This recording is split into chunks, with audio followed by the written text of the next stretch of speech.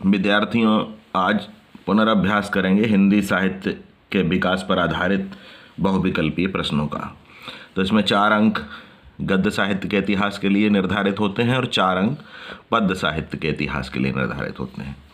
नए पैटर्न में ये प्रश्न बहुविकल्पीय होते हैं। पहले बहुविकल्पी के साथ अतिलघुत्तरी और लघुत्तरी भी हुआ करते थे, लेकिन अब ये बहुविकल्पीय हुआ करेंगे। जो 20 बहुविकल्पी प्रश्न आपके लिए निर्धारित किए गए हैं, उन्हीं में 8 अंकों के प्रश्न गद्य साहित्य और पद्य साहित्य के इतिहास पर आधारित होंगे। तो पहला प्रश्न है, ध्रुव स्वामिनी नाटक विधा की रचना के लेखक हैं। ध्रुव स्वामिनी, आपने अगर जयशंकर प्रसाद के जीवन परिचय को ढंग से पढ़ा है तो उसमें देखा होगा।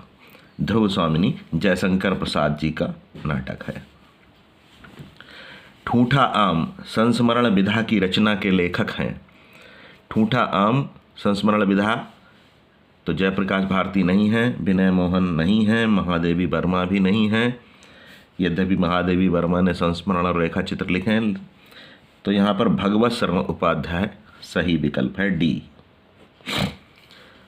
फिर श्री राम शर्मा द्वारा रचित शिकार साहित्य। श्री राम शर्मा शिकार साहित्य लिखने के लिए काफ़ी लोकप्रिय साहित्यकार रहे हैं। तो उनका जो शिकार साहित्य है वो है प्राणों का सौदा, क्योंकि अंधा युग ये धर्मवीर भारती की रचना है। बिल्ली के बच्चे ये सर्वेश्वर दयाल सक्सेना की रचना है। मानसरोवर मुंशी प्रेमचंद की कहानियों का संग्रह है। तो यहाँ पर सही विकल्प है प्राणों का सौदा। तरंगिणी ये गद्य गीत है और इसके लेखक हैं वियोगी हरि। ब्रजभाषा गद्य की रचना वैशाख महात्म्य। ये हिंदी साहित्य के इतिहास में लगभग जहाँ पर भी इसका हिंदी साहित्य के इतिहास का उल्लेख होता है वहाँ पर इस रचना का उल्लेख अवश्य होता है। वैशाख महात्म्य, अगहन महात्म्य, ये दोनों रचनाएं वैकुंठमणि शुक्ल की हैं। शिक्षा और संस्कृति शीर्षक निबंध के लेखक डॉक्टर राजेंद्र प्रसाद। शिक्षा और संस्कृति निबंध के लेखक हैं। फिर पुनर्नवा शीर्षक उपन्यास के लेखक, तो पुनर्नवा हजारी प्रसाद द्विवेदी जी का उपन्यास है।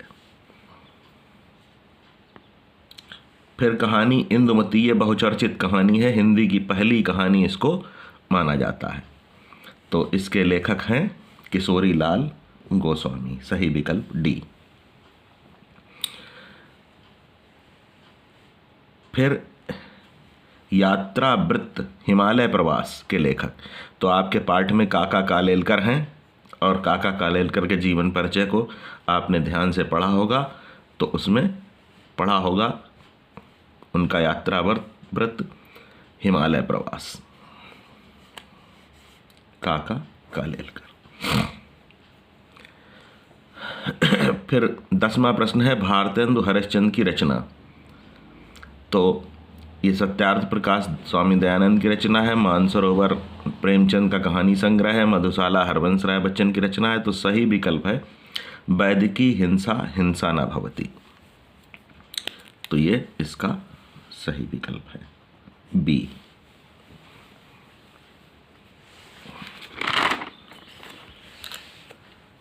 फिर है धर्मवीर भारती की औपन्यासिक कृति। धर्मवीर भारती की औपन्यासिक कृति गुनाहों का देवता।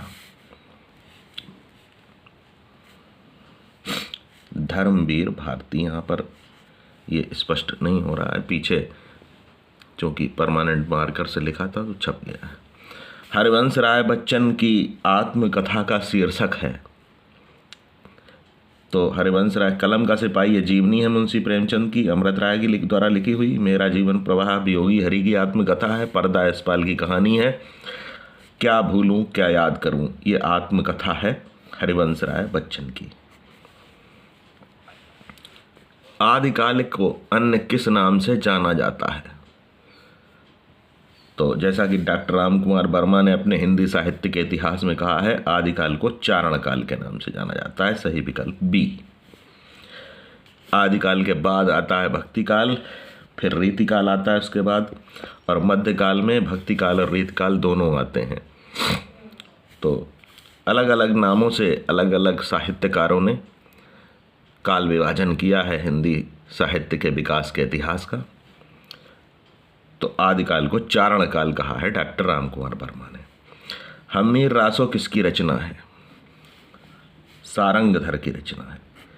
रासो ग्रंथों में और उनके लेखकों की सूची में आप सारंगधर को देखेंगे।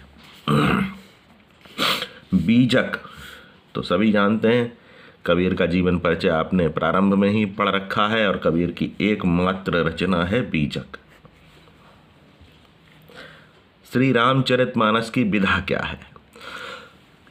बहुत लोकप्रिय ग्रंथ है, धर्म ग्रंथ की तरह पूजा जाता है हिंदू समाज में, लेकिन बहुत से लोगों को ये नहीं पता होता है कि इसकी विधा क्या है।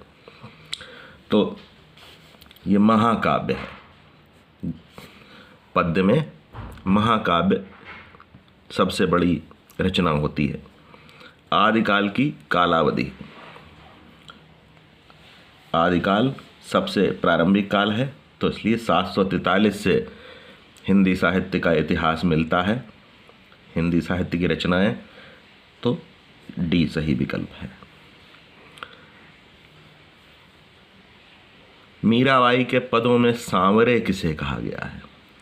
मीराबाई के अनेकों पदों में भगवान कृष्ण के लिए सांवरे शब्द का प्रयोग किया गया। मैं तो सांवरे के रंग राची, तो सांवरे कृष्ण के लिए कहा गया है। महादेवी वर्मा की रचना है, महादेवी वर्मा की रचना है पथ के साथी। हारे को हरिनाम ये रामधारी सिंह दिनकर की रचना है।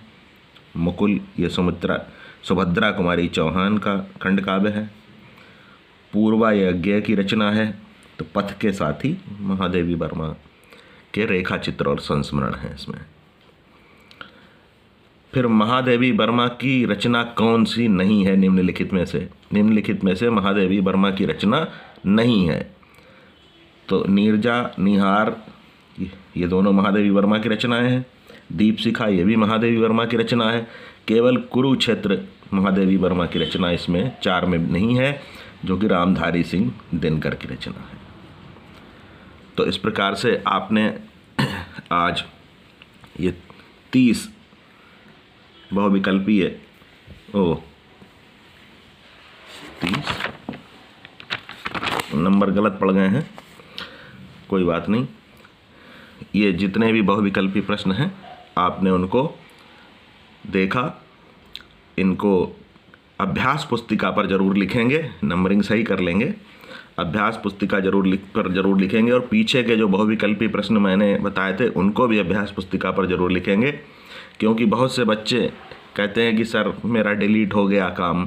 तो ये तो मुझे सुनना ही नहीं है डिलीट हो गया, ये तो आपकी लापरवाही का संकेत है कि आपका काम डिलीट हो गया, क्योंकि आपको अपना कार्य नियमित रूप से, आप तो इस समय घर पे ही हैं, समय की भी आपकी के पास पर्याप्त है, तो आपको अपना कार्य अभ्यास पुस्तिका पर लिखते रहना चाहिए। लिखने का भी अभ्यास होगा और लिखेंगे तो याद भी जल्दी होगा। इसलिए बिल्कुल लापरवाही ना करें। प्रतिदिन का कार्य चाहे वो किसी भी विषय का हो, उसको अभ्यास पुस्तिका पर लिखें जरूर। ठीक है।